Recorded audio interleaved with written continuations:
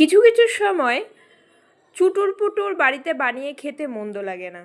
তো আজ বানিয়ে ফেলেছিলাম আমি ব্রেড মিনি পকোড়া। কিভাবে বানিয়েছি চলো তোমাদের সাথে শেয়ার করি। প্রথমে আলুটা সেদ্ধ করে নিয়েছি, তারপরে কড়াইয়ে সাদা তেল দিয়ে ওর মধ্যে জিরে কাঁচা লঙ্কা ফোড়ন দিয়ে আলুটা দিয়ে ওর মধ্যে বেসিক কিছু মশলা যেরকম লবণ হলুদ জিরের গুঁড়ো ধনের গুঁড়ো গরম মশলা আর লঙ্কার গুঁড়ো দিয়ে খুব ভালো করে আলুটা মিক্সড করে রেখে দিয়েছি। আর এইদিকে তেল গরম করে ওর মধ্যে দিয়ে দিয়েছিলাম বাদাম। আর এইদিকে ব্যাটার তৈরি করছিলাম কর্নফ্লাওয়ার আর বেসন আর কিছুটা কালো জিরে লবণ হলুদ দিয়ে।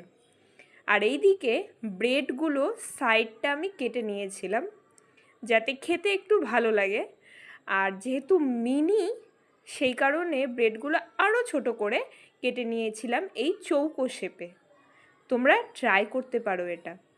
আর আমার বাদাম দেওয়া এই আলুর পুর রেডি। বাদাম দিয়েছি ভালো লাগে খেতে, কারণ পেঁয়াজ রসুন কিচ্ছু ইউজ করিনি।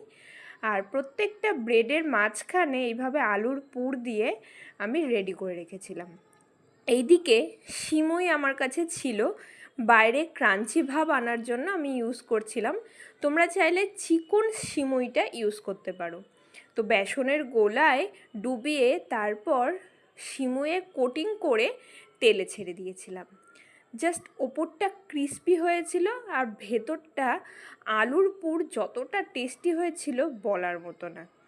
আর প্রত্যেকটা ভাজার পর ঠিক এই রকম হয়েছিল, খেতে কিন্তু দুর্দান্ত হয়েছিল। তোমরা কিন্তু ট্রাই করতেই পারো মিনি ব্রেড পকোড়া। কেমন লাগলো জানিও। Tata bye.